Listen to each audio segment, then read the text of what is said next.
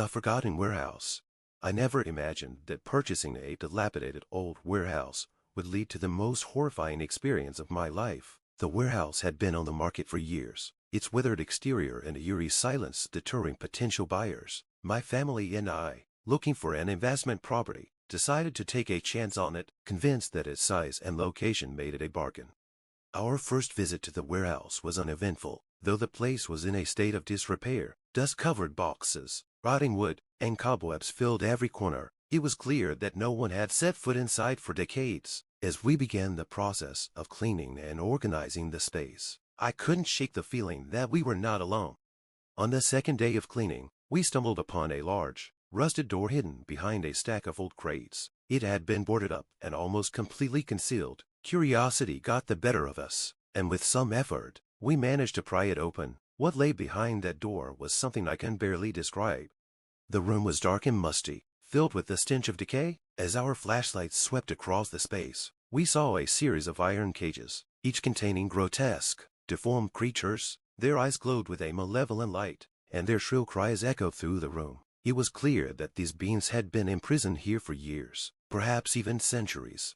We initially thought we could handle the situation, but the creatures were far more powerful and cunning than we anticipated. They began to exhibit strange abilities, manipulating shadows and causing strange phenomena around the warehouse. It soon became evident that they were not just angry or vengeful. My family and I tried everything we could think of to contain and drive away these horrors. We sought help from paranormal experts, but nothing seemed to work. The creatures grew bolder and more aggressive, attacking us in our home and making our lives a living nightmare.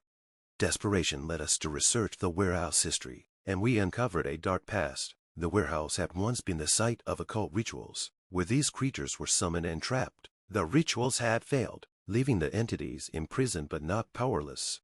We realized that the only way to truly free ourselves was to undo the wrongs of the past. With the help of an ancient text we found hidden in the warehouse, we performed a dangerous ritual to banish the creatures back to their realm. It was a harrowing experience, fraught with fear and uncertainty, but eventually, we succeeded.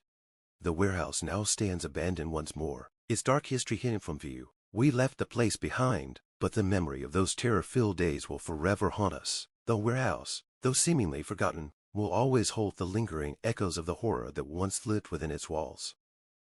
The warehouse silence after the ritual was a deceptive calm. Though the creatures were banished, their influence had left a lingering malaise in the air. It seemed that our ordeal was over, but the psychological scars were deep, and I couldn't shake the feeling that the darkness still lingered. The days following our escape were filled with an overwhelming sense of paranoia. Every shadow seemed to move with a life of its own, and strange noises filled the night. I tried to convince myself that it was merely a product of stress, but deep down, I knew something was wrong. One evening, a few weeks after the ritual, we began to experience unsettling occurrences in our home. Objects would move on their own, and cold drafts would sweep through the house despite the lack of open windows. My family was on edge, and the atmosphere grew tense. We began to fear that the creatures might have left something behind, or worse, that they had found a way to follow us. Determined to uncover the truth, I returned to the warehouse alone. The building had been sealed after our departure, and I had no intention of re-entering. Yet, something drove me back, an inexplicable need to confront the past and ensure that the horrors were truly gone. As I approached the warehouse, I noticed something peculiar. The rusted door we had initially discovered was now slightly ajar. My heart raced as I pushed it open and stepped inside. The room was eerily quiet, but the atmosphere was charged with a palpable tension. The iron cages were still there, but the creatures were gone. The room appeared untouched, yet the lingering stench of decay remained. I moved cautiously, my flashlight scanning the shadows. My footsteps echoed ominously in the silence. In a corner of the room, I found something that sent chills down my spine, an old journal bound in cracked leather. It was lying on the floor, as if it had been placed there deliberately. With trembling hands, I picked it up and opened it. The pages were filled with cryptic writings and sketches of the creatures we had encountered. Some pages detailed the rituals performed in the warehouse, revealing that our banishment ritual might have only been a temporary measure. The last entry in the journal was particularly disturbing. It spoke of a key that could be used to open a gateway, a means to bring the creatures back if the ritual failed. My blood ran cold as I realized that the creatures might have retained the ability to return through this key.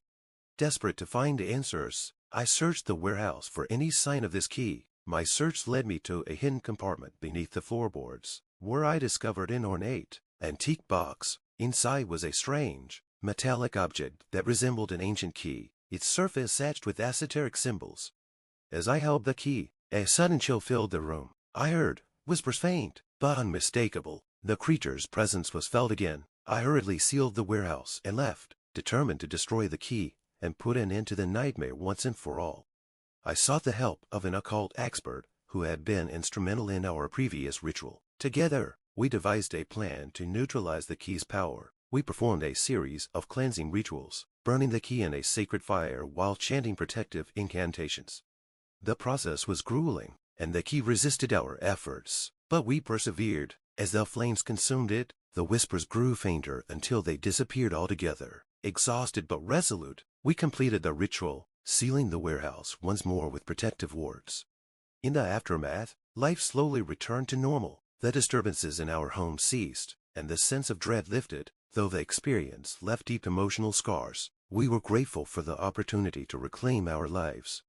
The warehouse remains abandoned, a somber reminder of the darkness that once lurked within. I have since distanced myself from it, but the memory of those terrifying days lingers, a haunting testament to the horrors that can reside in the most unassuming places. Our ordeal serves as a cautionary tale, a reminder that some secrets are best left undisturbed, and that the past can sometimes reach out with chilling persistence.